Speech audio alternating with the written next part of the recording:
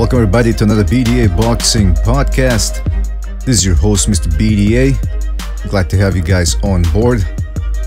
Don't forget, we are streaming live via YouTube, but we're also available on Spreaker, so you can download the episodes there. No more having to waste your precious bandwidth.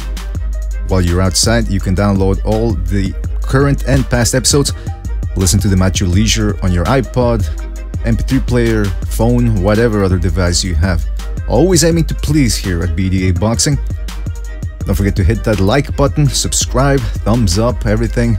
Forget to check out our Patreon page, and you can give small tips here via the super chat feature so we can get this call-in show off the ground. Glad to have everybody on board. Happy Sunday, nice summer Sunday here. We gotta start creating a couple of more summary backgrounds. You know, we always go with the high tech, you know, spaceships and all that. We're gonna go back next episode to a little bit of the summer thing. Gotta take advantage of that. Shout out to everybody in the chat room: Boxing Style, Fight Fan Phil, Brandon White, Graham Lanson, Pavel, Cameron Gillon, or I should say Gillian. Come on, it's Gillian around here. Tom Kerr, Fight Fan Phil, MB, and anybody else that might be coming through. Guys, I gotta tell you right off the bat, and Cachnello as well, this is gonna be a bit of a shorter episode. Got some stuff to work on, always here at BDA Boxing. But yeah, I mean, listen, there's not that much to say. Come on. Why? What's to talk about? Errol Spence did what he had to do. Good for him. We're gonna get to that. I'm more interested in hearing from you guys, because tell me. I don't know much about, you know, the what's it called, other boxing communities and all that. I want to hear what some of you have to say in regards, like, give me some links that I can look at about people who are losing their shit about Errol Spence, because I gotta. And by the way, I'm going to invite people in a few seconds here before it gets too jam-packed. Oh, and by the way, yes, haha, I just finished watching Mexico versus Germany in the World Cup football, aka soccer. I wasn't even that much into it. I gotta tell you, I was like, this World Cup, I'm just, you know, too much stuff going on, too much stuff to work on. And as time goes by, you start losing interest a little bit in other sports, if it's not boxing. But once the game started, man, I was into it. I was shitting my pants. And, yeah, I'm glad Mexico won. Very happy. Very happy. Couldn't have asked for a better result. They just beat the reigning world champs. So there you go. I mean, what can you say about that?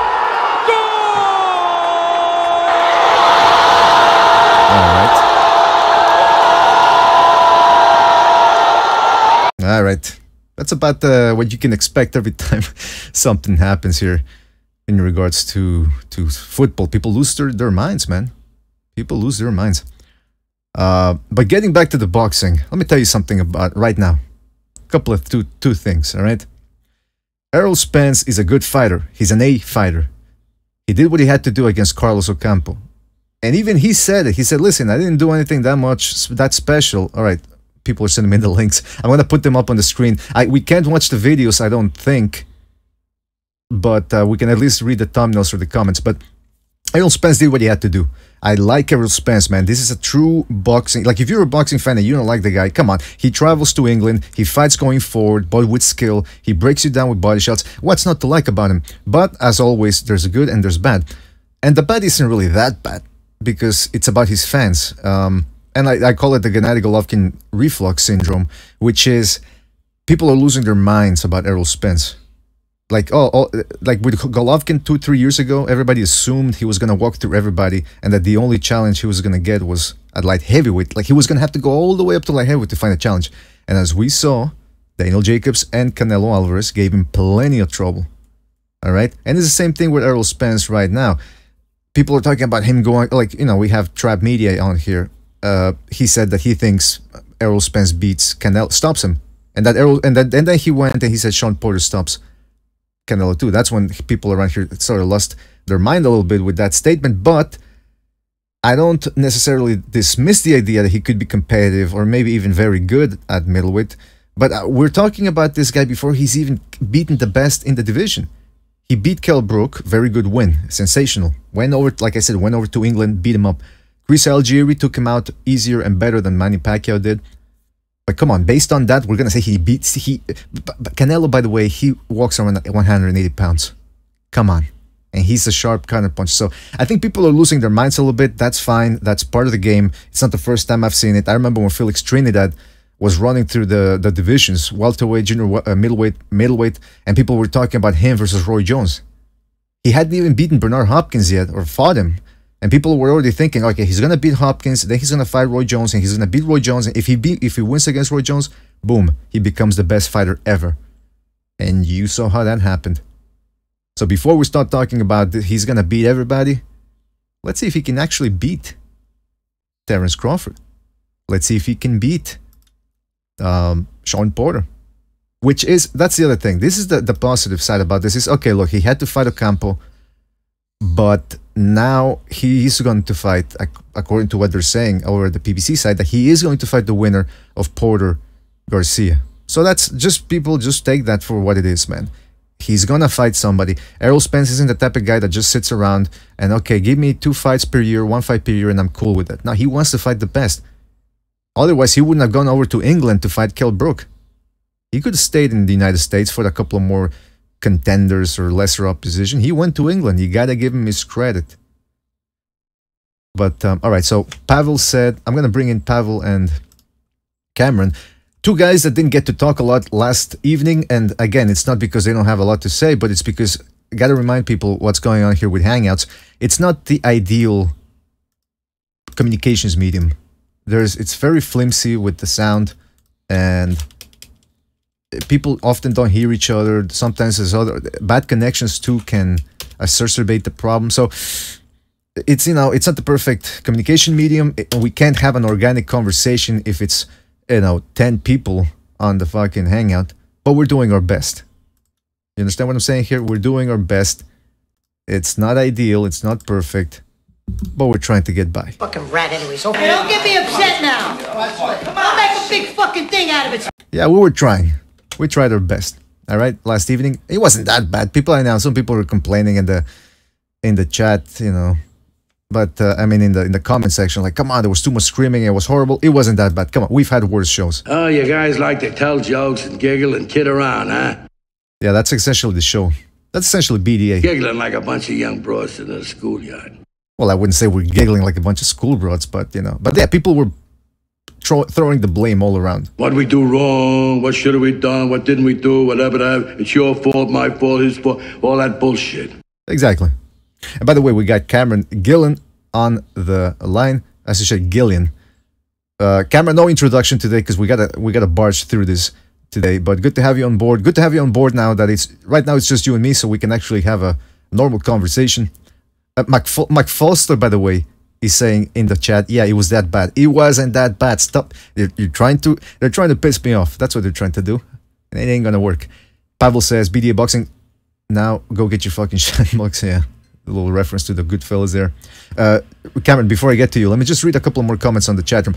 Cachello says, Spence was standing there looking at Ocampo a couple of times. Crawford won't stand in front of Spence like that. Okay, come on. Okay, let's get to that. It was just one round, right? I mean, what can we glean from one round of action?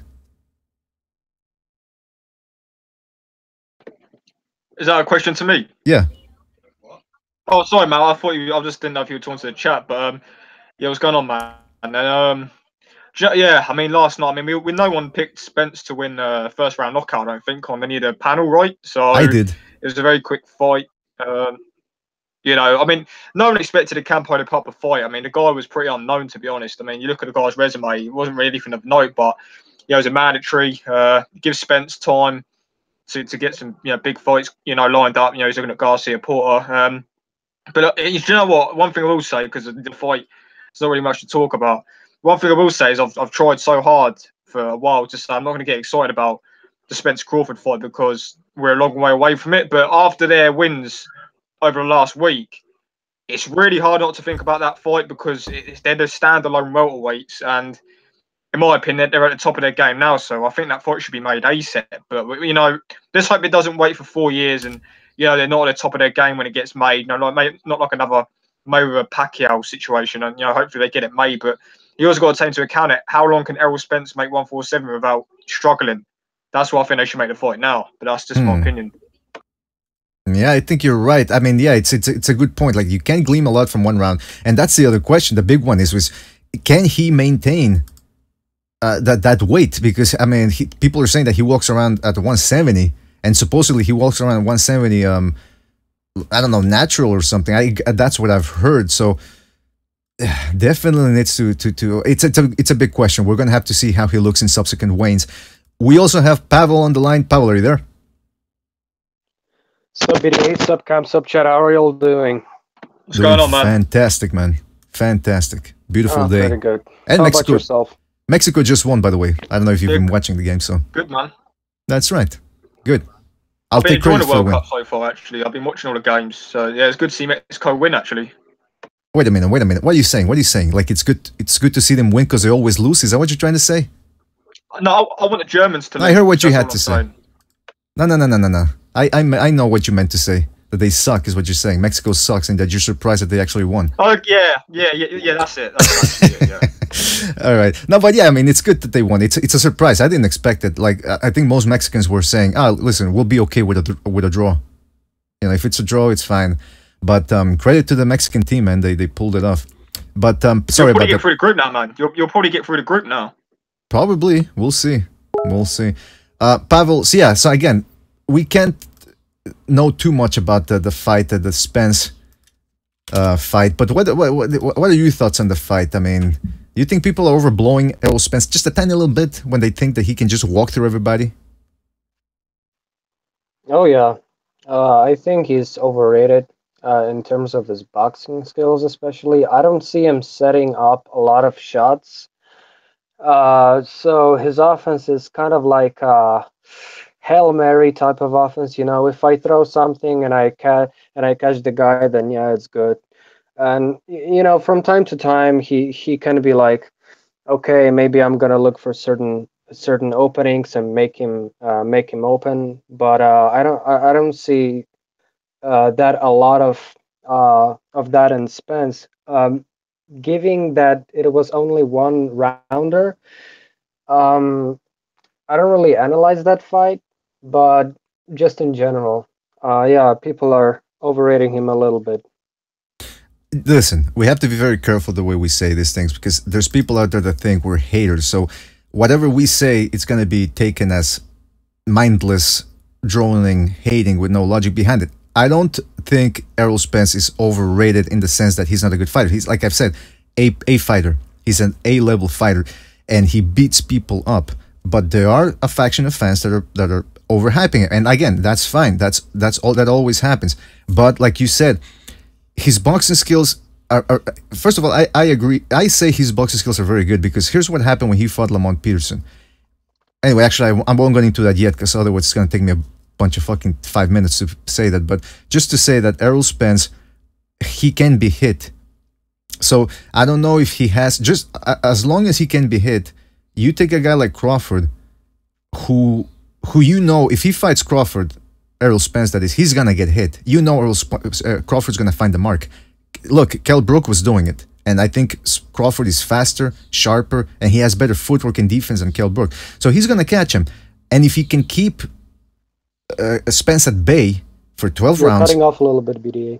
all right, so if he can keep Spence at bay and keep landing and essentially outbox him is what I'm trying to say, out-hustle him, he can win a decision. So the big question is, can Errol Spence catch Crawford? Can he cut off the ring? Can he put him on the ropes and do enough damage to wear him down and score enough points to win? And the question for Crawford is, can he take the heat? It's a 50-50 fight in my eyes. And for people to say, oh no, he's going to catch him, he's going to knock him out, you gotta explain how he's going to do it. Because you can't just go in there and say he's going to catch him. He's not going to catch Crawford with one shot. Highly unlikely. All right, so that's where I'm thinking, that's where the overhyping comes in. So that's all I'm saying here. It's you know, just let's keep an eye on him. He's a good fighter. Let's see how he handles Sean Porter, who's probably going to beat Danny Garcia. And that's the other thing I wanted to say last evening about Danny Garcia. It is true that, I forget who said it, but that Garcia might pull off the upset because, listen, how many people thought he was going to beat Matias? Almost all of us thought that Matias was going to beat him up. And Garcia went in there, and again, to prove my point about what I was saying about Spence earlier, you never know with boxing. All you have to do is bank enough rounds and you get the win. It's not about the knockouts all the time. All right, let me see what people in the chat room. Yeah, let me just see what people in the chat room are saying. Prince Nassim, he says Spence got buckled from Ocampo. I didn't see that.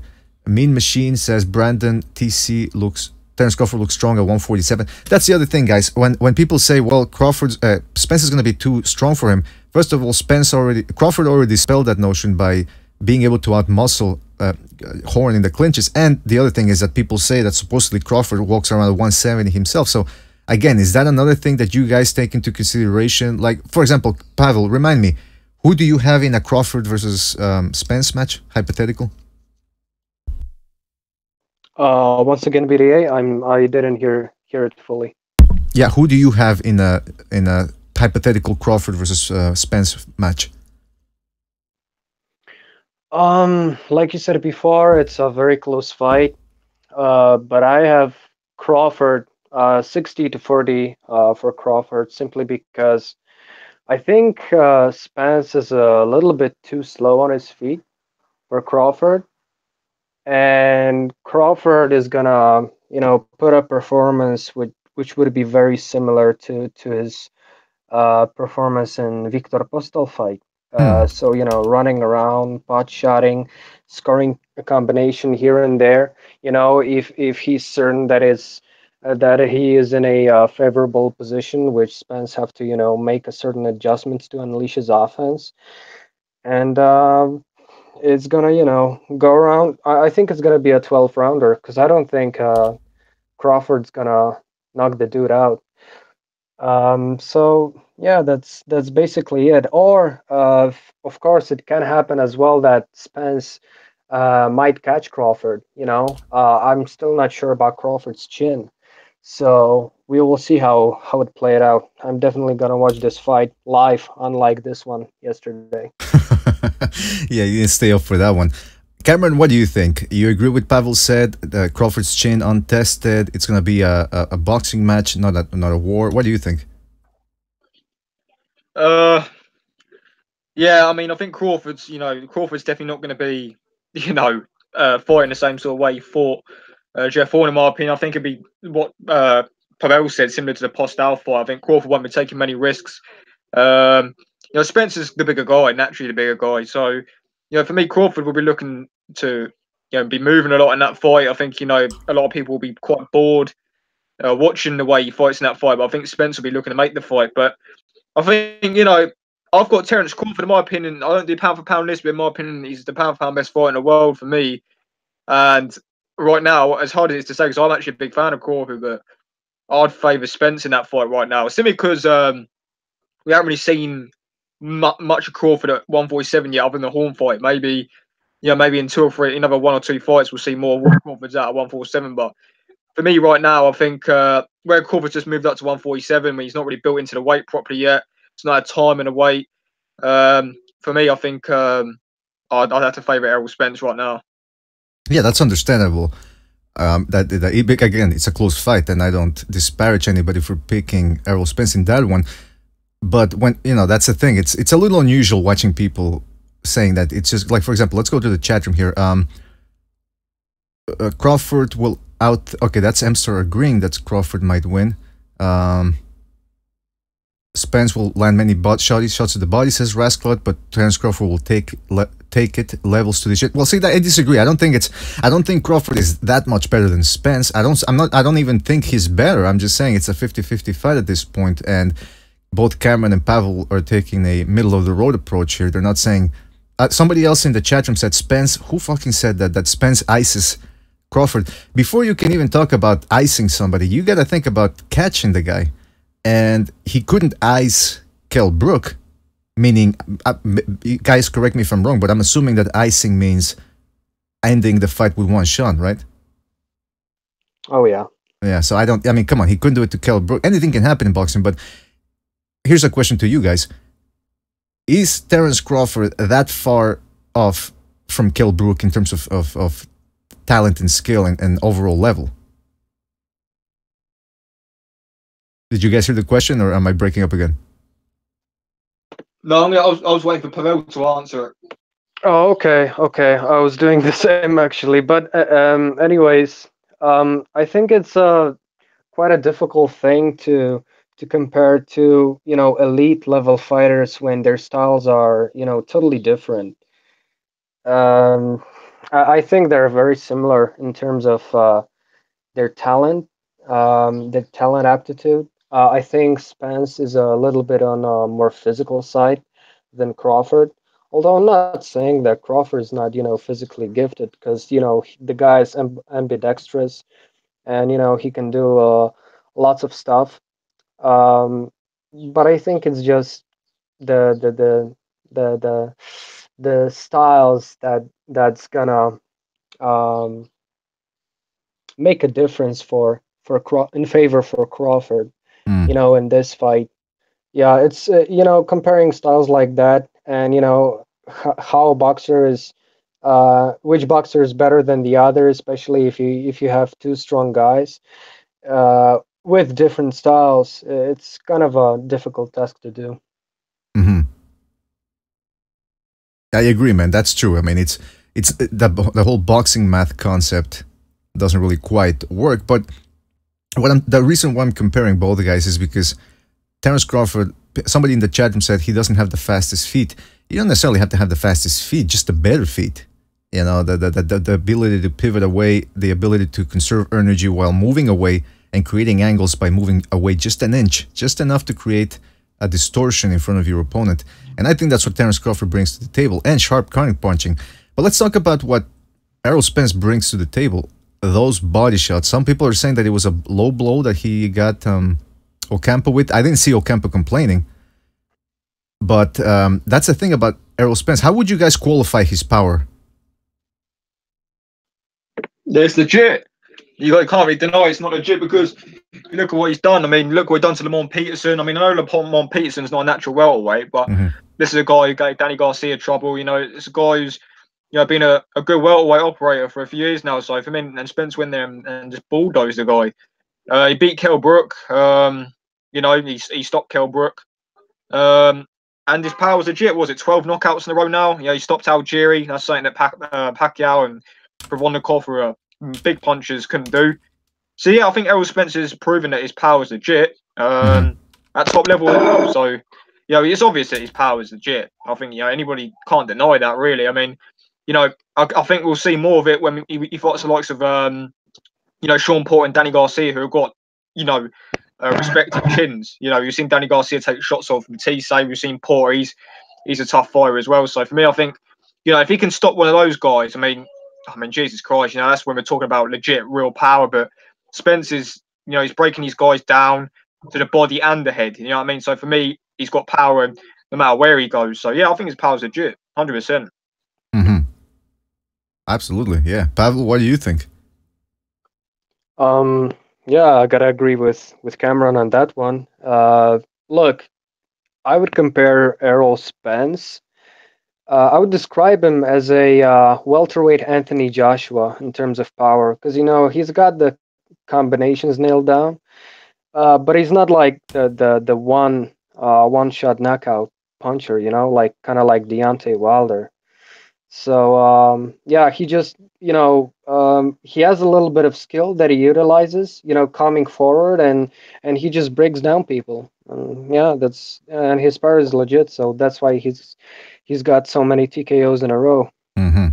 Well, you know what? You just bring up the good point about the TKOs in a row, because I said, well, a minute, let me check out how many fights he's had. His KO ratio. What's his KO ratio? And I think he's only gone the distance twice. And correct me if I'm wrong, but I don't think he's ever gone 12 rounds, right? Anybody know the answer to that? Has he gone 12 rounds?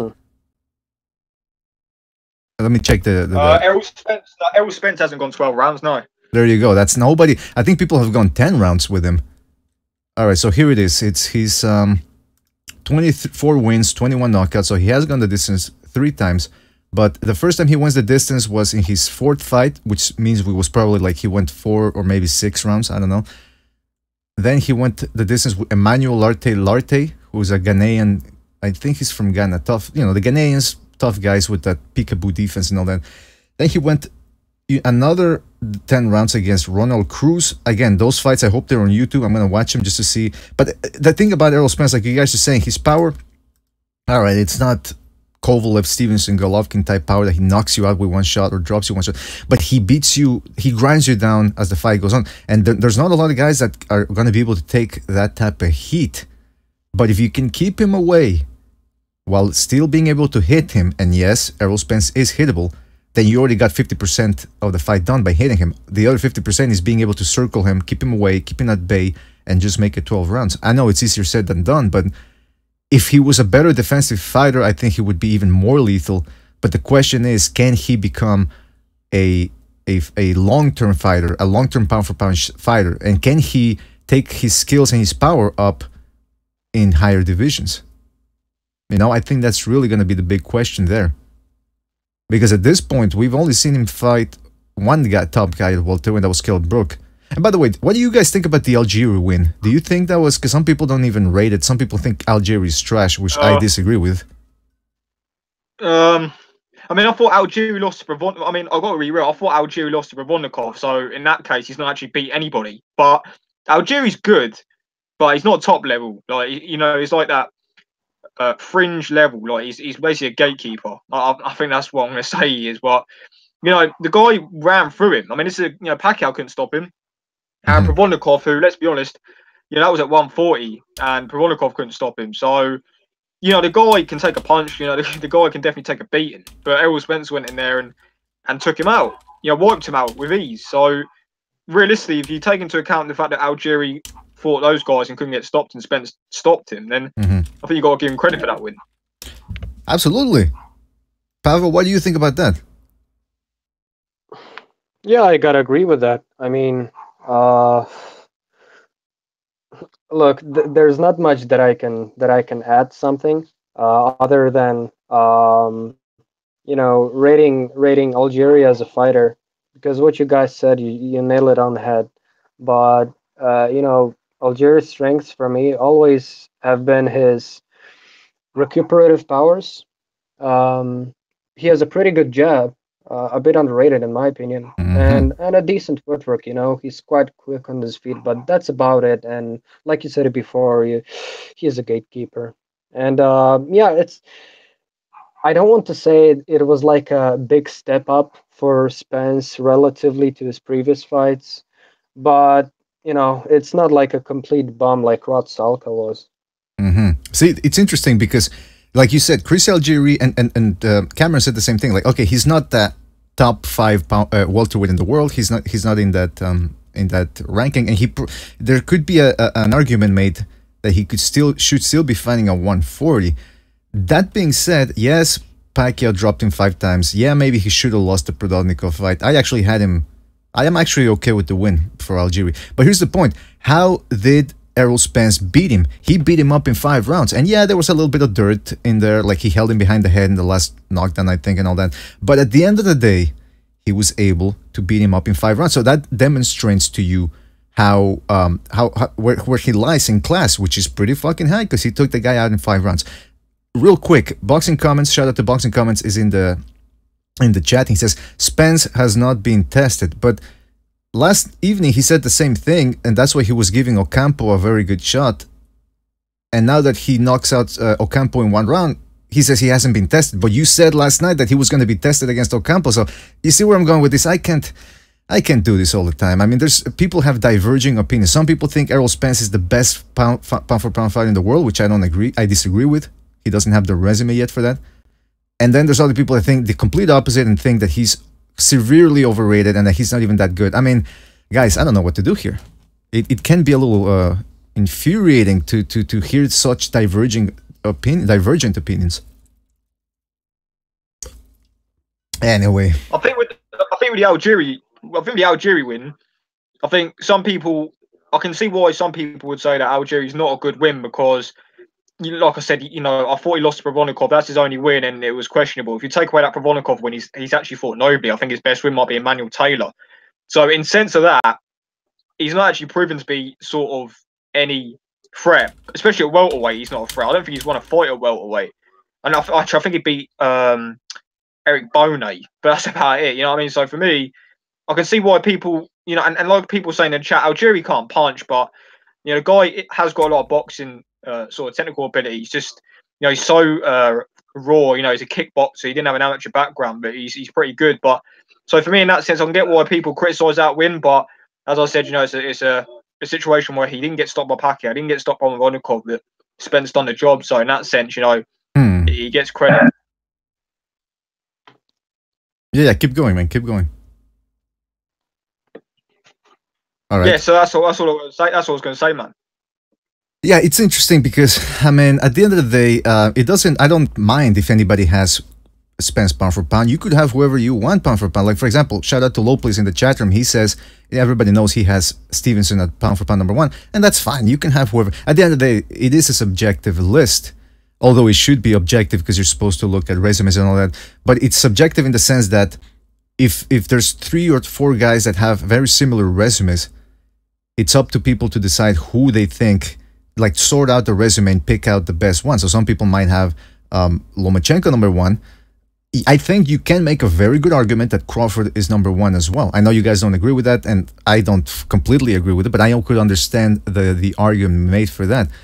Some people have who's the other top 10 pound for pound, like Golovkin. Some people still have Golovkin #1 pound for pound. You know, so it all depends. It's not the end of the world if you have Errol Spence #1. We're doing this for fun boxing. Let me check out the comments real quick. Sasquatch says Spence should move up to 154 and fight Charlo. That's the other thing. How come there's not more people demanding Spence to move up in weight the way they were with Golovkin or with Lomachenko? Because I think with Golovkin, he was a guy who basically was clearing out the division, and there was not really many fighters there for him to fight. Whereas with Spence, he's got, you know, people want to see him fight Garcia Porter, people want to see him fight Keith Thurman, people want to see him fight Terence Crawford. You know, the welterweight division is still got names for him to fight, you know, and he's got nowhere near close to clean out the division. So for me, I think it's that alone, the fact that there's so many good fights. The big money's at welterweight.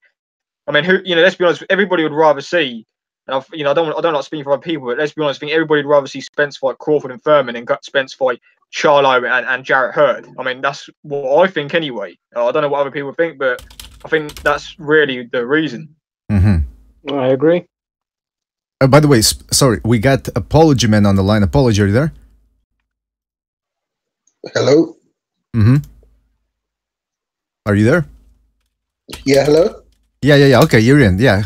Apology, there's not that. Thanks for being on board, by the way.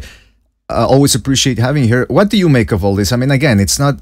Spence did what he had to do. I mean, he did the best he could. 1 round, no room for saying, oh, you know, he went 8 rounds, blah, blah, blah. What do you think? What a fight. I mean, back and forth. I mean, I was on the edge of my seat, you know, amazing. But I sense a bit of sarcasm here. Yeah, me too. I don't know. No. Maybe I'm... Seriousness. Yeah, Spence did what he had to do, but to me, no. What Cameron was saying just a minute ago, he needs to clean out the division first, and before we consider him pound for pound. Like, because in my opinion, I think Porter beats him. He'll beat Crawford, but I think Porter beats him. So I don't have him on pound for pound list.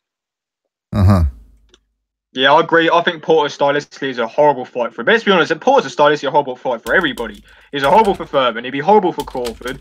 The guy's just a nightmare. I mean, I can't remember who it was, but somebody was on the show the other day saying they wouldn't be surprised if Porter ended up being the best welterweight in the world at some point. I mean, I can kind of get I can't remember who said that, but I get it. You know what I mean? I can see why they say that. He has the potential. Everyone's just overlooking him. He's just a nightmare, man. Like, let's be honest. Like, I think you could ask many welterweights, you know, who would they not want to fight, or who they think would be the toughest fight for him. And honestly, I think a lot of them would say Porter. A lot of the top guys. And he's a risk as well because he doesn't bring a lot of money in. That's why everyone's avoiding him. Well, listen, the good news. Sorry, the good news is that we are getting Errol Spence against the winner of Garcia versus Porter. That's what they said. So that's why I wasn't so upset with, oh, he has to fight Ocampo. Who cares? Listen, he had to get this out of the way. He wants to keep his title. So good for him. He got him out of the way in 1 round. And now potentially we get a very good fight between him and the winner of Porter versus Garcia. But Garcia, man, I don't see him. If he does win somehow against Porter, I don't see him lasting 12 rounds against Errol Spence, man. I just don't. What do you guys think? Sorry, I missed that. What did you say, bro? Oh boy, am I cutting off again? No, not cutting off. I was just doing something else when I was muted. Essentially, I'm asking, do you think Danny Garcia can actually make it 12 rounds against Yeah, I think so, because the guy, I mean, Matias is a big puncher. I mean, let's be honest. I mean, I don't rate Garcia highly as a fighter, really, especially at 147. But the guy took punches of a prime Matias. That was a Matias who was coming off knocking out Lamont Peterson in a few rounds. So, you know, for me, Garcia's chin's proven. I think people overrate him as a power puncher himself, but in terms of him taking a power shot, Garcia can definitely take a shot. So for me, I think if Spence went and stopped Garcia, I'd actually be pretty surprised. I think if there's anybody at 147 who has the best chin, it might actually be Danny Garcia. So for me, I think Garcia might be the one who could take the power for 12 rounds. But then again, if he stopped, I wouldn't be surprised, because I think Spence is a legit puncher as well. Yeah, that's true. That's true. I mean, he does have the counter punching and all that. Oh, by the way, I see we got Stu on the line. Stu, are you there? What's happening, boys? Not much. Good to have. What's up? Yeah, great result today for Mexico. That's Very right. proud of your boys. Yeah, Very proud of your boys. Sticking one on the Germans, mate. You can't beat that, can you? Apology asks a good question. Where is Bucho? Where's Bucho? Exactly. Where's Bucho? I guess come on. You really wanna? You really have to ask. Celebrating with drink, you can guarantee that's what he's doing, man. Exactly. But by the way, you guys from England, do you really have some animosity every time Germany plays? Do you have animosity against the Germans, or is this a friendly rivalry? I don't think it's so bad now. I think it's more of just a tradition. It's tradition. We've been brought up to hate the Germans. It's been passed through generations. But I don't actually hate the Germans, to be honest with you. There's a lot of the nations I hate before I hate the Germans, if you get what I'm saying. Right. Percy, yeah, I agree with that. I mean, Percy, let's be honest, man. Like, yeah, what you say, it's tradition. It's fun. It's normal for people to hate on the Germans, over here. But for me, I think, I don't hate the Germans, man. You know what I mean? Like, there's loads of good people in Germany. I know a few Germans over my years. See, with my dad's generation, they hate the Germans, but because their parents were in the war against them, they probably lost uncles and so on, and aunties and brothers and sisters. So they're going to be pretty bitter towards the Germans, but they're not really too bad over here now. It's more banter than anything, isn't it, Cameron? Yeah, it's basically that. It's just banter. It's a laugh, isn't it? By the way, guys, we gotta clear something up. I invited El Dude, aka Boxing Comments, back because, again, first of all, Mexico won, and I'm Mexican, so I was rooting for that. Boxing Comments, welcome back to the show. I see you got the jersey there. Number one, right? Numero uno. Hey, how's it going, everybody? Can you guys hear me? Yeah, we can hear you, man. Good. All right. First of all, you aren't happy with the Errol Spence win, but I'm confused because last night you said Ocampo was going to be a test. So break it down for me. Why isn't this a plus for Errol Spence?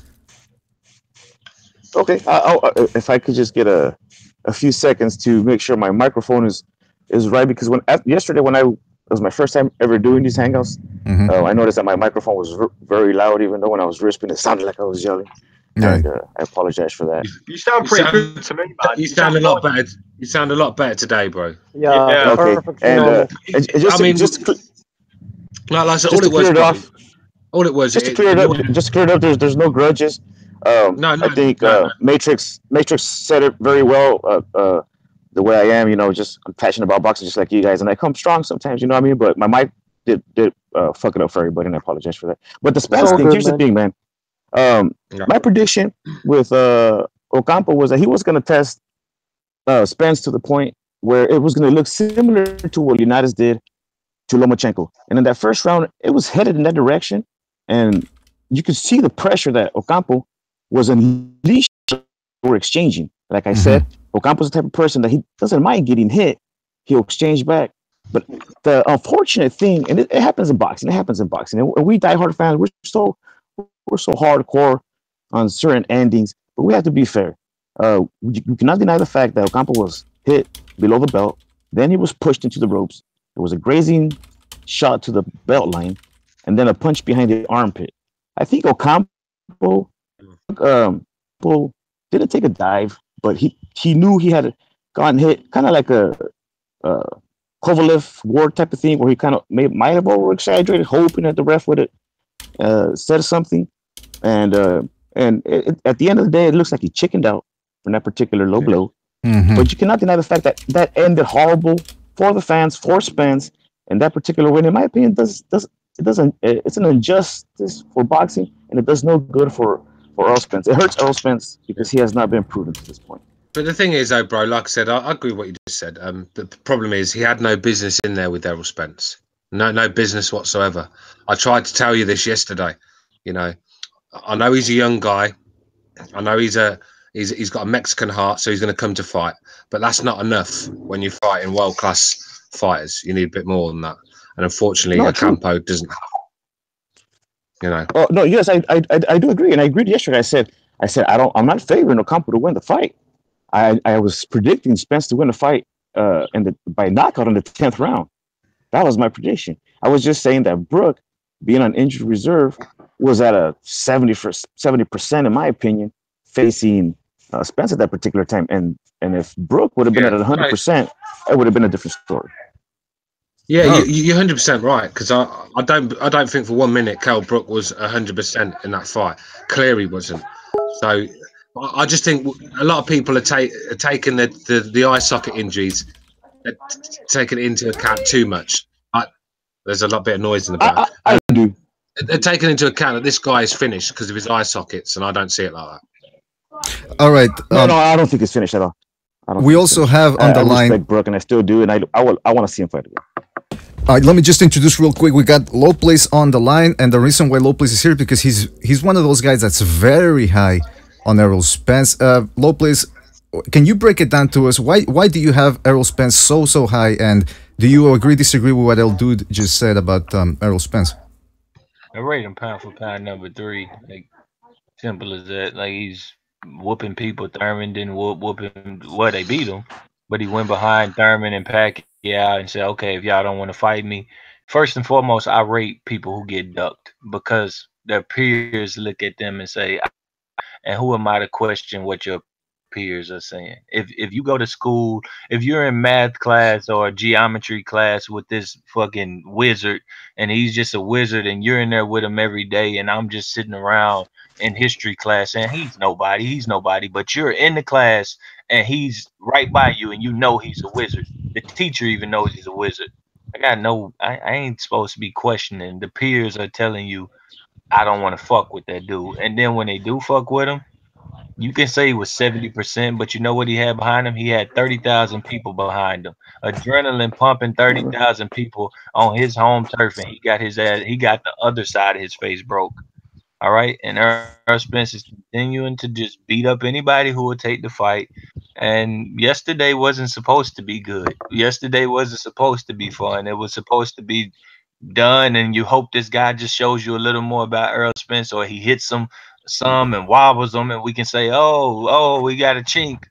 Didn't happen. Whoa, what's with the racism? What's with the racism? Hold on. No racist talk, please. You said something racist. Try to keep the racist thing low, please. No, I didn't say anything racist. You said chink. You said chink. Come on. Shit. Yeah, chink in his armor. No, why did you say that again? Stop saying it. Are you serious right now? All right. Look. Yeah, go ahead. The shot went low, but it was pushed low because he blocked it. Now there was a real low blow earlier in the fight where Spence just mistargeted. The next one was before the knockout. He went low off the arms, and then he really blasted him one to the body, and it was all she wrote. But the fight that should be talked about is the first fight on the card, in my opinion. Now we're gonna stick to Errol Spence because this is interesting. El Dude, do you want to add something to that? Oh no, I think he said it with the K, like kink, not the CH, but with the K. You can say either way, but I think it's either way. You can say it. Not here on this show. It's like a KI and K. No. That's why I heard it's like it's not racial. I think if you say it like that with the J, I think it is racial. That's all I want. All right, but what about Errol Spence? I mean, so you don't. Where do you have him? I'm curious. Where do you have him rated pound for pound? Oh, pound for pound, nowhere near GGG. I have GGG right now. Still at my top. I have Mikey Garcia at number 2, and I got Canelo at number 3 just simply because he tied GGG.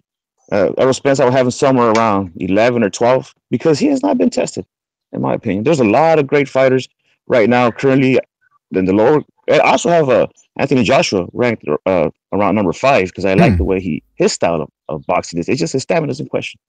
Can I ask him a question? Well, hold on. Lopez wants to ask a question. He hasn't been here in a while. Go ahead, Lopez. Okay. First and foremost, do you have? Well, it's 2 or 3 questions, but they're quick. Did you have Terence Crawford rated pound for pound? Oh yeah, man. I got Terence Crawford. See, but the thing with Terence Crawford. No, hold on. That's fine. It's just simple yes or no question. Did you think? No, I got him. I got him tied with Canelo. That's what I'm saying. At number 3 or at 4, number 3, because Canelo. So who's his best opponent? Who is his best opponent? Terence Crawford. The thing with Terence Crawford, he's been accused of being a weight bully, which is part of boxing, man. It's part of boxing. You come in a little bit overweight, come fight night. But he's making the weight. You know, you can't criticize him. Well, final part of the question. I think Crawford ticks. But once I think Crawford does beat Spence. I do. Do you think Kell Brook would be, if Kell Brook dropped from 154 to 47 today, wouldn't he be Terence Crawford's best opponent still today? Who's that again? I'm sorry. If Kell Brook dropped from 154 to 47 today, wouldn't that be Terence Crawford's best opponent still today, even after 2 broken eyes? Yeah. Yes. I think Terence Crawford ticks more. Terence Crawford ticks more pound for pound boxes than Errol Spence. Errol Spence, like I said, he has 1 decent win at 147, and that's about it. If that gets you in the pound for pound list, then so be it. But Terence Crawford, although he doesn't have great names on his resume, he's a 3-time world champion. You know, and he unified the 140 division. So there's boxes you can tick there for the pound for pound criteria, shall we say, where Errol Spence basically ticks 1 box, and that's 1 good win. I think I don't do the pound for pound thing. You know, I've never been in the pound for pound, but if I was going to do a pound for pound thing off the head, I know I've said for a while, Terence Crawford for me is the best pound for pound fighter in the world. I've had him up there for a while, and you know, I don't really do a list, but I'd have probably like, you know, Lomachenko, Golovkin, Rungvisai, those guys probably just below that. But for me, I think Crawford, you know, this is a guy who was undisputed champion. You can kind of criticize who you want about who he fought, still unified the whole division. You know, he's a 2-weight Ring Magazine champion, and you know, he's a welterweight champion. So for me, I think, you know, Crawford's, you know, in terms of his resume, it's miles ahead of Errol Spence for pound discussion, in my opinion. All right, Lopez, I just saw you wrote in the chat, just like that, I put him down for the count. Are you referring to El Dude? Yeah, I think what everybody agreed flat out that Kell Brook would beat everybody on Crawford's resume, and he would probably give Terence Crawford a hell of a fight. And Errol Spence went across waters and broke his other face in front of 30,000 screaming fans. Well, let's let El Dude got the chance to do it. Terence Crawford got the chance to do this with Ricky Burns, right? Ricky Burns had just had his jaw broken. Terence didn't go re-break it or knock him out. No, he went over there and went 12 rounds with a worse fighter. He's just been in divisions that are whack, and people need to just understand that. Errol Spence will whoop everybody on their resume. Let's not act like they wouldn't. El Dude, do you want to reply to that? I believe that Kell Brook is a great warrior. It's just that he's stepping up to the plate versus warriors that are probably too much above his caliber when it comes to GGG and the injury with coming off an injury facing Errol Spence at that particular time.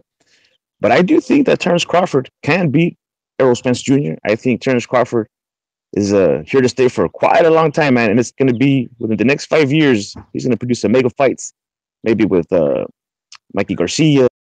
And I do see still Keith Thurman in that particular mix being undefeated within the next few years from now. Lopez, you want to reply to that? I'm just going to simply say I think all of the welterweights have told you who the boogeyman is, and even after Garcia Porter, they're going to be looking Crawford's direction instead of Spence's. And that just right there alone should tell you what's really going on. And as far as the move up to 154 thing, I 100% support that. I don't care if he doesn't because it's such a deep division. And I agree what Cameron said. You know, the division's deep. You don't want to see people leaving it. But at the end of the day, I think they're going to continue to tell you who the boogeyman is, and it ain't Terrence Crawford. I told you Mexico would fucking win the game, man. I told you motherfuckers. Fuck off. All right, we got Butch on the line. I want to say, yeah, I mean, I want to see Spence. Fuck knows what Butcho's on, but he's having a good time, obviously. I also want to say Spence. Spence for me, yeah. Low place. I think Spence. I'd rather see Spence fight. You know, the winner of Porter Garcia. I think Garcia said that he would actually be winning the fight Spence if he beats Porter, which is hopefully he sticks to his word on that. And you know, hopefully Thurman comes back from his injury. And hopefully, I mean, I don't think Thurman. I honestly don't believe that fight will ever happen. I don't think Thurman will fight Spence. I really don't. Not at this point. I thought he was signing with Eddie Hearn in the thing, the zone. Well, that's what I'm hearing as well. I'm hearing that Thurman's on his way out of the PBC. So for me, if he's on his way out of the PBC, I don't think that fight's going to happen. I think, you know, the fight that everybody's talking about is the Crawford fight. I think that's really that fight is more likely to happen in the Thurman Spence fight now. Did you guys see Ocampo land that nice flush left hook on Errol Spence Jr.? Made him clinch for a while. You mean to the body or to the face? To the face. No, I didn't see it. Well, had him clinching. All right. Yeah, it was a very nice shot. Had him clinching for quite a while. It shook him, and it made me think. We don't know much about the power of Ocampo, but we do know the power of Danny Garcia, man. And I think Danny Garcia has twice the knockout power than Ocampo. And if it would have been a lucky, or not luck, but you know, one of those flush Danny Garcia timing left hooks on Errol Spence Jr., I think he would have probably caused great damage, being that he was clinching. Like 6 foot yesterday. Danny Garcia is like 5'7". Like that dude, you should have saw some trouble coming in. I think you were right to think that the fight was gonna be tough a little bit. A dude that long, and I mean, I'm not saying he wasn't gonna punk out. It was sure to happen. Eventually, he was gonna get beat up.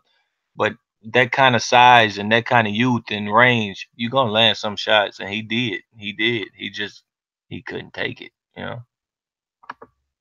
Same guy would land a lot of shots on Danny Garcia. I mean, I've seen John Molina landing big ass hooks on Crawford and other. You know, it happens, bro. Like your advantages is at some point gonna catch up and I'm gonna win out something for you.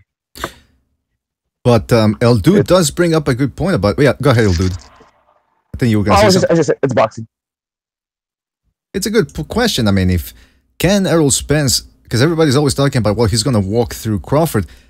If Crawford starts surprising him with his speed, and speed does shock you, sometimes more than power, Errol Spence is going to become a little bit more tentative about coming in, and then it's going to become a more competitive fight. So these people that are saying, oh, he's just going to walk through Crawford's punches, first of all, even if he does walk through them, he still has to catch Crawford, and Crawford's going to be spinning around him. So very competitive fight again. Honestly, let's be honest, who really, I mean, I don't see why people say Spence or anybody or any fight would walk through Terrence Crawford. I mean, come on, man. I mean, Terrence Crawford, for me, is too good a fight to get walked through by anybody. Honestly, I think he'll give anybody trouble at 147. I'm not saying he beats everybody. I'm not saying, like I said, I think Spence beats him right now. But I can't see Spence walking through him. I think Terrence Crawford's a great fighter for me. So I can't see any fighter walking through Terrence Crawford. I really can't. I can just send him, step through him. How about that? You're going to step through him. Sending him. That'll work. At least you're not using that chink word anymore. I think Crawford will give Spence hell. I think Crawford gives any fighter serious trouble. I can't see Spence just going in there and doing a job on Crawford. I just think Crawford's too good for that. Do you guys think that Spence is ducking the Charlos, or the Charlos are ducking Spence because they're claiming to be friends? And yes, we can't fight each other. I agree. Every day. They hit each other every day. Nothing foreign there. They hit each other. But I mean, on the fight and a professional. Exactly. We're talking about fighting. What? Yeah. We're talking about fighting, so I don't know. The whole body, it sounds like an excuse. They're setting up an excuse so they won't fight each other. Because they do know each other. I'm sorry, go ahead. Sorry, bro, carry on. Yeah, no, I was done. Go ahead, El. Oh, okay. No, I was going to say that they do know each other very well. They know their weaknesses. They know their strengths. And each one is a big threat to the other. And in a professional fight, they know that either one could possibly lose to the other. So technically speaking, I do believe they are ducking. What? They fight every day, bro. They beat each other. But it's sparring. We spar every day too here, brother. I mean, at my local gym, we spar, but we don't compete against each other. All right, so you're saying they fear each other, or it's just like you're saying a technical kind of duck? Like, oh no, I said technical kind of. They're not scared like Okay, right. I'm saying scared of losing the O. I don't know about that. It's a tough fight for both of them. It's a tough fight for both of them. I could understand Bo Charles being brothers, like the Klitschko brothers. I would be against brothers fighting in a professional fight. I don't know. I think these young men today, they're not thinking the Floyd Mayweather route as much as people think they are. They're gonna get more money for that fight, more buzz for that fight. If they were in the same weight class, they would make that fight. They just in different zones right now. And if you look at Spence, it's a reason why he's in a different weight class than Charlo. Charlo's much bigger, but it's still though, like they fight every day. Yes, brother, but Spence on an interview next to Charlo, he was arguing that he was taller than Charlo, the smaller Charlo. Oh no, hell no! You can. No, he was arguing. He said, "I'm bigger than you." They were literally arguing. It was. They talking shit. They in the pictures you can obviously see it. Charlo is bigger than Errol. Errol Spence, although we might not like it and call him a weight, but he's at the right weight because the weight above him is even bigger than him. Everybody's draining. Hell, the cruiserweights are draining. No, he's in the right weight. It's a domino effect. It's a domino effect. The big boys draining, that means the little boys got to do it too. So I don't know. Yeah, no, I agree. Well, put it like this. If Errol Spence fights the other weight bullies, then it'll be a fair fight. So if he fights Furman or Crawford or Porter, yeah, there's no problem. Well, he just fought a weight bully. That dude's a weight bully too. He's just not one of the top ones. He's not one of the good ones. Okay, a top. Big ass dude. And to be honest with you, if he gets some fights like let's say if he got like a Diego Chavez or Jamal James kind of fight, I wouldn't doubt he could win those fights. He's not a bad fighter, and you know he likes to get out first. He's long range. His hands aren't. I don't think his hands no slower than the Danny Garcia's. I mean, the dude was letting some damn combinations go, and I was shocked that he was even trying it. So give him some fights at welterweight. You know, I'll watch him. Hell, you know what? El Dude brings up a good point. If Errol Spence is gonna walk through everybody at welterweight the way some people are saying, then he should just move up right now and take on the Charlos. And if the Charlos want the Canelo fight because it's more money, then that means they are ducking Errol Spence. The logic is foolproof. I mean, I can't. He makes a good point. What do you want from me? It is a good point. And the Charlos being friends. Let me tell you something. Barrera fought Johnny Tapia, and they were friends. And Barrera tried to beat him up in the last round. Maurice Blocker and Simon Brown were friends. They duked it out. Jamil McCline versus Chris Bird. Their wives used to go out shopping, for Pete's sakes. And they Jamil McCline tried to rip Chris Bird's head off. So, yeah, that excuse just doesn't fly, man. They're friends. They spar every day. Sparring ain't fighting, man. I think they would fight. I think they would. But they're not, though. Yeah, not in the same division, so it's no point. And I get what you're saying. Oh, if everybody thinks he's gonna walk through, we can have that thought, but you still want to see it be done. That's just a thought that people have. Like, still want to see it be done. A lot of people thought that Golovkin was gonna walk through Canelo. They still had to fight for multi-millions. So that's what it is. Look, at the end of the day, they ain't fighting, and now that idea is introduced into my mind, I didn't expect it. And so now I gotta work through it and see, well, is El Dude right? Is he wrong? What you guys tell me? I don't know why he'd be thinking about Charlo Spence when he should be thinking about Charlo Hurd. That's 3 belts that should be unified right there. Spence got nothing to do with that. That's them boys' business right there. That's what you need to be pushing. No, I understand, brother. I agree with you, but it was just we had brought up the Spence conversation, but that's the fight that I think everybody wants to see. Unification of the light middleweights. That'll be one tremendous fight.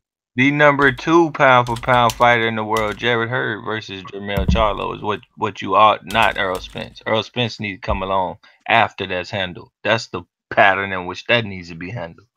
And I still want to see Trout, man. Trout's still an amazing fighter. I mean, he's past his prime, but he still has a lot to offer. Because he never got the rematch against the other Trout, and he definitely went to war with Hurd and Trout. I mean, Charlo. He should fight a Tony Harrison, J-Rock level fighter. Yeah.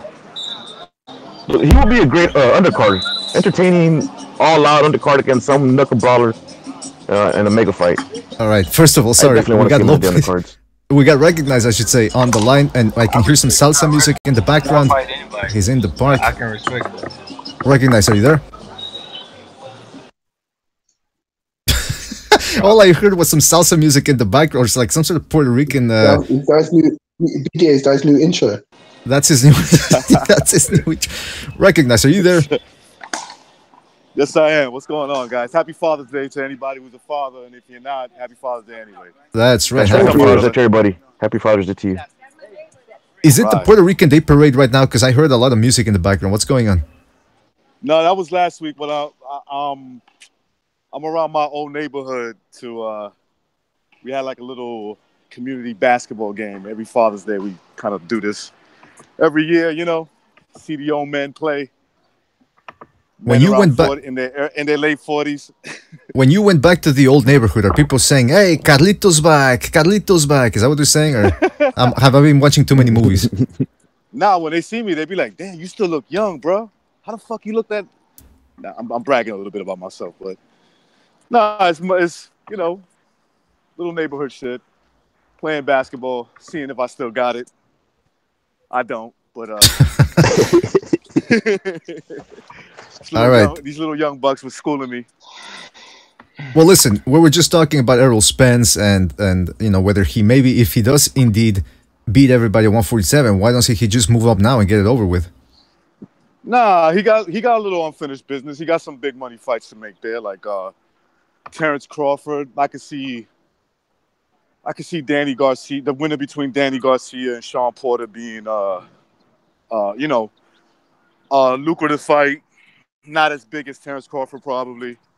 And then, of course, you know, you got Keith Thurman. Never know what's the deal with him. So, I mean, I don't have a problem with him being, you know, staying at 147. You know, Jared Hurd's a big motherfucker. And, you know, we kind of give him, at least I give him a pass for fighting at 154. And we know that man could fight at probably super middleweight. What's going on, man? Happy Father's Day, my brother. All right. All right. So... What's up, yo? What's up, man? Chillin', babe. All right, listen. You saying to you? Let me tell you something. That, no, don't worry about it. I'm in the old neighborhood. Oh, yeah. Listen, speaking of... oh, yeah, go ahead. No, I was just going to say that I want to see him. I want to see him have those fights because the Ocampo's fight, I mean, what did we get from that? That, you know, you put a subpar opponent in there, he's going to knock him out in one round. So that's the only thing I took out of that. There's some things he could work on, like, you know, he comes down in straight lines. Maybe he just didn't respect Ocampo, so that's why he didn't really show any real good defense in that fight because he didn't respect his power. And yeah, so I'm cool with him staying at welterweight until he finishes some business there. Did anybody? Because I don't know. I didn't see. People are saying that Spence hit him low. I didn't see that. Anybody want to comment on that? One time I seen it. Like maybe I got to look back at it. I think I did see like one low blow. But was it a low blow to the point where he was doing it, you know, purposely, or like was that in the action? You know what I'm saying? Like there's a difference between the two. Sometimes your punches happen to go low, you know. Right. Yeah, the sequence of the knockout, it looked like it hit arms and got parried low, and then Errol Spence pushed his ass into the ropes and just wham, like he laid the sledgehammer to his navel, and that shit was just exhilarating. I love body shots. Speaking of fucking body shots, Danny Roman in the fight before that, goddamn, shit. What? He beat the hell out of that dude body, man. That was impressive. I mean, the dude wasn't that good. He was I mean, I don't know how you don't stop a person. You hit him in the body that much. You hit him that cleanly. That man really can't punch. Yeah. Fuck saying Paulie. One too. Fuck saying Paulie. Fuck saying Danny when a person can't punch. This dude can't punch. Shit. I didn't even... You know what? Go ahead, dude. Go ahead. My bad. No, go ahead. No, I was gonna say that Lopez mentioned it was a clean shot to the navel. I actually analyzed that particular part of the fight, and I did a little slow motion thing on it, and you could clearly see Errol Spence Jr. full throttle, man, landing the flush punch to the sack. I mean, it was very low, and even the commentators were shocked, how low that punch was, and it was followed up by a push into the ropes, a grazing shot to the belt line, and a shot behind the armpit, and that's what ended the fight. I don't think the one that went low before the push, I don't think that affected him. I think the one after that is what did the trick, and maybe it did. Like I said, I can't feel his body parts. I don't know I wasn't checking for his quotes at the end of it either. I just knew he likely was never going to win the fight. He was lucky to even get that paycheck. So, I mean, yeah, I thought he took the easy way out. I thought Ocampo took. I truly do feel that Ocampo felt that he was connected illegally, and he took the easy way out, easy paycheck, and like that Mike Tyson fight.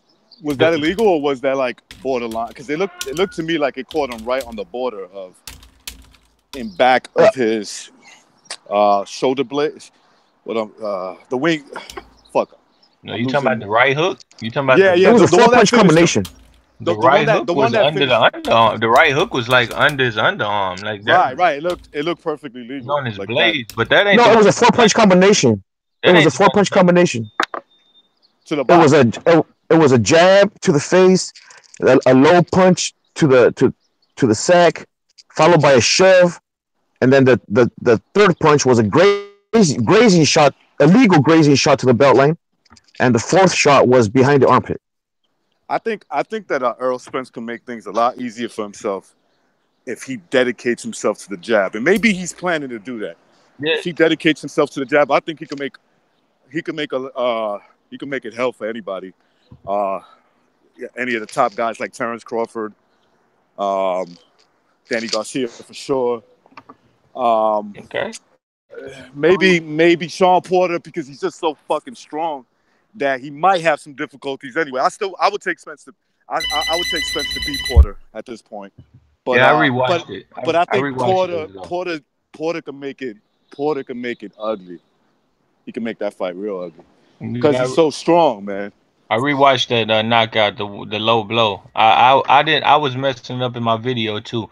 I know one of these. It was two that I saw. One was parried by the arms and forced to go low, and one was just blatantly low. This one looked like it was I don't know if he threw it intentionally, but he definitely went low as hell on this knockout thing. But I don't know if that. Like I said, I don't know what his body was feeling. All I know is those next two did the trick, and the referee may have missed something, but sometimes when you're fighting somebody, when you're fighting someone and they parry your shot, like they make it take a different direction, you tend to throw lower. It's not that you're trying to. Let's say if I'm trying to hit a dude in his chest and he parries it, and it's like it didn't get the effect that I wanted. I might shoot for his belt, like around his midsection belly button area, and might hit him on the belt line. You know what I'm saying? It's not that I mean to. It's that in the heat of battle, I recognize that he parried my shot the last time, so I want to take a different direction, so that way he won't be able to parry it. So and in the defense of Spence, he's also taller. Ocampo's taller. Yeah, Ocampo's he looked like about a good 6 feet or 5'11" at least. Yeah, I don't think it was an intentional. I just said it landed low. You know what I mean? It was unfortunate for us fans the way it ended. And by the way, what do you guys make of Terrence Crawford? He said that I think he said when they asked him about Terrence Crawford, he said, "I want to congratulate Terrence Crawford for entering the Hall of Fame." Did he say that? No, he congratulated the what's his name? The dude for Showtime, work for Showtime. Oh, okay, got you. So instead of answering the question, he said, I guess he just deflected it. I mean, I don't take nothing from that. I heard some uploaders trying to say Terrence Crawford got Errol Spence shook. I'm like, come on, man. I doubt that very much. Guys, speaking about the Munguia got Spence shook. You think so? Yeah, because he's complaining that he's a big Mexican and that Ali was cheated or set up, making excuses, and him not moving up like a lot of fans been wanting him to, will put him next to Munguia. It'll be a tough fight for him, definitely. Especially seeing the first round versus Ocampo, that he was giving a little bit of trouble. Fuck that, man. Spence ain't got what. Spence at 54. Point is even talking about it right now. Yeah, that's true. You're right. All right, listen, we gotta go soon, but I just want to clarify something because again, I didn't see the undercard. What happened with Javier Fortuna and Granados? Did Fortuna pull a Kermit Cintron and jump out the ring? He got B-hopped. He got B-hopped. He got B-hopped, man. He pulled a B-hop. He ain't want none of that smoke. He just said, "Let me get out of here." I disagree. He didn't want none of that ref. I think he got up out of there. I think he was 100% fine, but that ref was fucked. That ref gave him a point for throwing a punch that could have been a rabbit punch. He didn't even land the shit he took a point for. And then he takes another point. Javier was whooping. He was whooping Granado's ass. I agree with you, Low Place, 100%.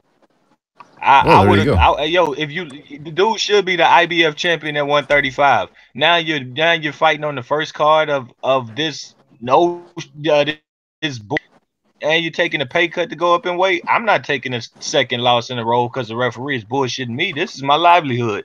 I would have dove too. Now I can at least get a rematch with a better ref. I give him an A for selling that shit. Oh man, did you see him get up and whoop Granado's ass after that second? Yeah, he was out boxing Granado. So he was whooping his ass in the fourth. After that second point, he started tearing his ass up. I was impressed. Woke him up. Fortuna's a good fighter, man. Sosa's win over him was legit. That's why I say Sosa's a good fighter, man. That's why I call Sosa Lomachenko's best opponent, best win. Let me tell you something. Because of Fortuna. You guys are saying I didn't see the fight. I think Linares is, but I would say yeah. Man, that's a Fortuna beat up bust Linares' nose up, man. I didn't see the Fortuna versus Granados fight, but I do see Fortuna being carried out on a stretcher. Didn't seem like things were going well for him if you're getting pulled out of a stretcher. He just said fuck it. Man. And why is he laying on the stretcher like Dracula? Look at him, arms crossed. He looks like he's just waking up from a coffin. I mean, this guy freaks me out, man. Get him the hell out of boxing. I don't want to see him. It looked like he landed softly too, and he was just screaming. I need to see that. I need to see that fight because again, I didn't see it. All I'm going by is. No, man. Listen, man. I don't know, man. He's a little dude, so maybe that shit did hurt. You know what I'm saying? I don't know. Okay. I don't think he was hurt. No, he didn't even hit his head on. I mean, maybe whiplash. Yeah, that could hurt you, man. I mean, but he did pick his head on back up after the fact. Like he raised himself back up by his abdomen, by his neck, and then he looked around a little bit. And when it's he never picked his neck up. He just kept it on the canvas and looking around like, yeah, is it going my way? Everything good, but man, I wish Fortuna would have fought Gamboa, man. That's what I wish would have happened. A couple of years. It kind of looked like a workman's comp kind of thing. Headbutt City. That would have been Headbutt City. That fight there. All right, listen, guys, we gotta go soon. That was I just wanted to do a little 1 hour and 30-minute podcast here, but. Speaking of wasted talent, because Javier Fortuna, he's got good talent, but he keeps his hands way too low. He's a knockout waiting to happen if he fights another top guy. But speaking of talent, Joan Guzman, I was rewatching some of his fights, man. I thought this guy was gonna be when he beat Humberto Soto, and I said, okay, Soto's a very good fighter back in that day, 2007. And then Joan Guzman he lost the freaking the hunger or something. You guys remember Joan Guzman? Oh yeah, I remember him. What the hell happened to him? Dominican's pride, right there. You're just saying that because he was gonna rep the Dominicans, put him on the map, but I don't know what happened, man. Yeah, well, listen, I don't know why you have to bring up the fact that he's Dominican. That to me, it sounds like you got something against Dominicans recognized, and I think we've talked about this before. Dominicans from New York, you know what I'm saying? They don't have no boxing star, you know. Does X like Dominicans? He probably does. Yeah, I think he does. All right, there you go. Good to hear. Everybody getting along. Me. He just don't like me. That's it. Yeah, he hates your guts, man. Jeez. I mean, I don't even know what he wants to come in on the show all the time. I can't have people that are too volatile all the time. You know what I mean? I think X likes low plays. He definitely likes Cameron. He likes you, BDA. All right, He fantastic. hates boxing style. He wants to fight El Dude. Yeah. I heard Stu wants to debate me. Is there any truth to that? I don't know. I heard Hamed wants to debate him, and Hamed is the guy, by the way, Low Plays, that he always had a bone to pick with you, and I think he wants to debate you as well. So you got a lot of people after you, man. Let me tell you, you gotta lay off the attitude a little bit. You're not. This is just boxing, man. You go around, poking people all the time, boxing this, boxing that, Adonis Stevenson this. Like, I think you enjoy. I don't do that. I think you enjoy that. Do that. Come on, Low Plays. You're talking to me, BDA. Come on. I make my points. That's all. I make my points, and they always stick out. And no matter if you weren't out, like I told people, we mentioned Adonis. He got low blowed, retained his title. The people they like get low blowed, and they don't win. I just make valid points. I do not follow the leader, bro. Boxing ain't about number games. It's about what you seen from these dudes and what they willing to show you. Look, like I said, you're going on a rant, man. You're going on a rant again. What's that? You're going on a rant again. See, I just mentioned one thing, and you're going on a rant. One thing. If everybody fought today was 40, do you know how many good fucking fights we probably have? Like that's why that's people won't do that, bro. People don't do that. It's not normal. Go ahead, Charlie. Keep dancing.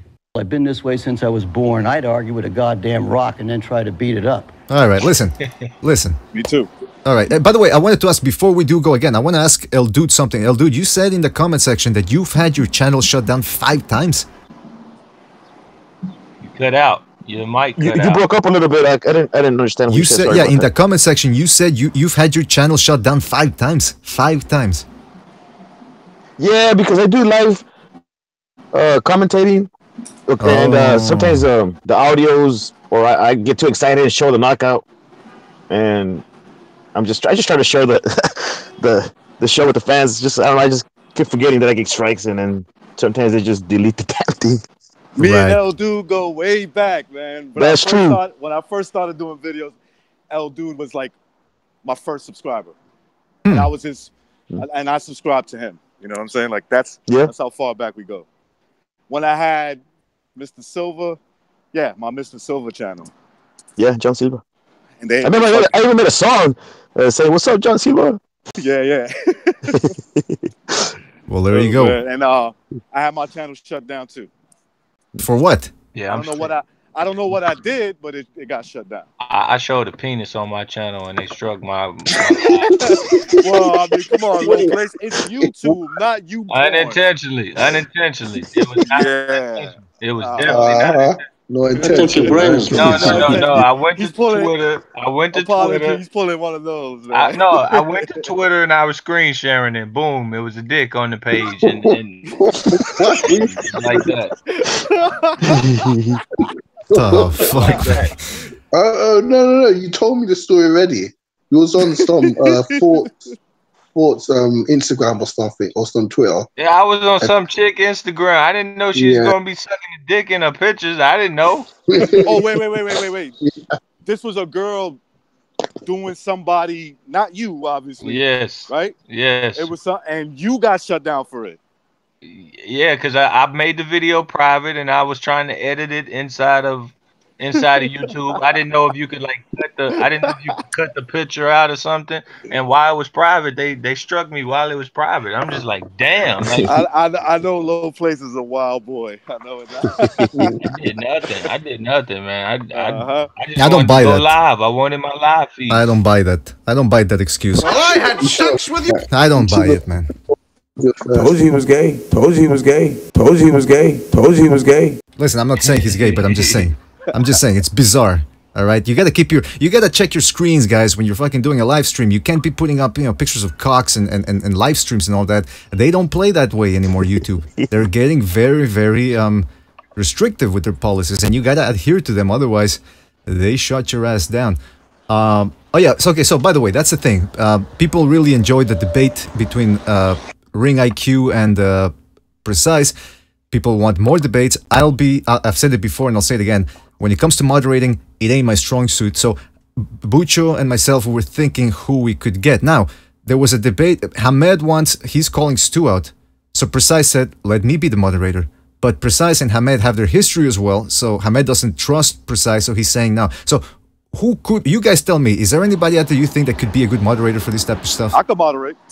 Who won that debate? Who won that debate? Because I was pissed at both entries. I was pissed at both parties. They weren't debating each other fairly. They let you down? Well, Precise was acting like he was too good to debate his point, and Ring IQ was trying his hardest, and then Ring IQ tried to debate me a day later, and he had no integrity. So I was pissed at both parties. I think they both lost. Just I don't know. Precise definitely lost because he wouldn't debate his point. He's like, you called him out for it. So he's like, somebody called me out for a debate, and I'm not going to debate my point because you called me out. I'm like, what? Now, what I didn't like was Ring IQ brought up that he's inconsistent, but he couldn't bring up an example. You see, like, that's bad debating to me. If I'm going to point out, low place, you're inconsistent, I have to point out what it is that you're inconsistent about. I just can't say the word and not point it out. Yeah, I get what you're saying. I definitely enjoyed the show. You did enjoy it? I enjoyed it. I thought it was very entertaining. Now, let me ask you, man. Would you, because you got some pretty interesting opinions yourself, would you be willing to debate somebody out there? Or is there anybody that you want to... Yeah. I don't know about what, but sure. Do you have your eyes set on somebody already? On Saudi Arabia? On anybody. Like, is there anybody out there in YouTube land that you would want to debate? No, I really do enjoy everybody's content. When it comes to the YTBC, I listen pretty much to everybody. The LDBC, I only listen to 78 and Barbershop. And I do listen to a lot of Spanish boxing. I really, really do respect and enjoy everybody's content, man. I really do. All right, well, there you go. I don't agree with everybody. Yeah. Yesterday was a complete back and forth, and now all of a sudden today it's kumbaya.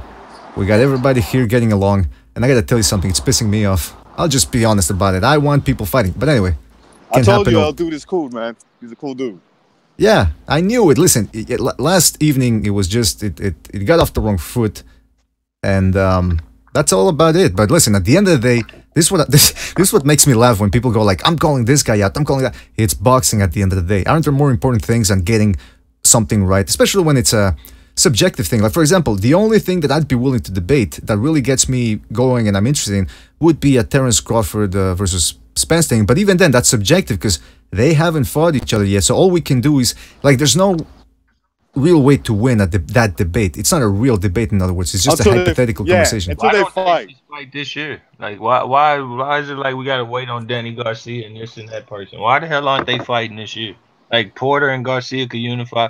Like, they're getting a pass, and I don't like it. The welterweight division sucks. Crawford's year is gonna be Jeff Horn and Benavidez. Fuck that. Spence's year is gonna be Ocampo, Peterson, and Devin Alexander. Fuck that too. Like, no. Yeah, I don't want to see him fight Devin Alexander. Come on, man. There's no point for that. They need to fight in December. They need to fight in November. Joshua. They're doing a Wilder Joshua, just building it up. I don't know if it's true or not, and I don't like getting on that subject, but is it true Wilder and AJ are fighting in January? Oh. Maybe. That'd be interesting.